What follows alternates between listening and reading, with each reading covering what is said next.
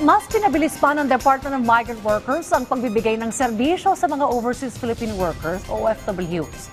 Samantala, hindi rin tumitigil ang ahensya upang mahuli at mapasara ang mga illegal recruiter sa bansa. Yan ang report ni Gav Villegas.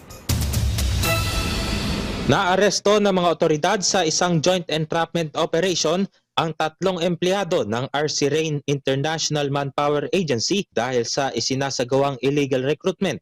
Ayon sa Department of Migrant Workers, nag-aalok umano ang ahensya ng trabaho sa Hong Kong, Qatar at Greece kapalit ng processing fees na umaabot sa 300,000 hanggang 375,000 pesos na may pangakong sahod na 23,000 hanggang 60,000 pesos kada buwan para sa iba't ibang posisyon tulad ng domestic helper, kitchen assistant, housing staff at mga trabahong may kinalaman sa heating, ventilation at air conditioning. Dahil dito, ipinasara ng kagawaran ng recruitment agency dahil sa umano'y panlilinlang sa mga aplikante. Kasalukuyang nakakulong sa CIDG Detention Facility sa Camp Crame ang mga sospek at nahaharap sa kasong syndicated illegal recruitment.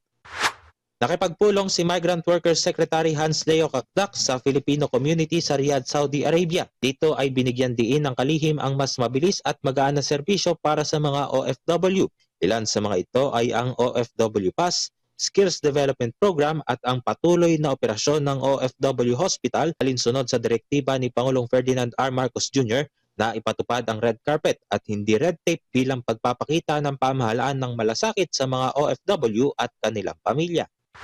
Kinilala naman ng DMW at Philippine Embassy sa Manama ang 14 na Bahraini recruitment agencies dahil sa pagsunod nito sa $500 na buwanang minimum wage para sa mga Filipino domestic workers. Dito ay ipinaabot ng DMW at ating embahada ang kanilang pagpapasalamat sa pagkakaroon ng environment na nagbibigay sa mga employer at recruitment agencies na sumunod sa mga labor standard.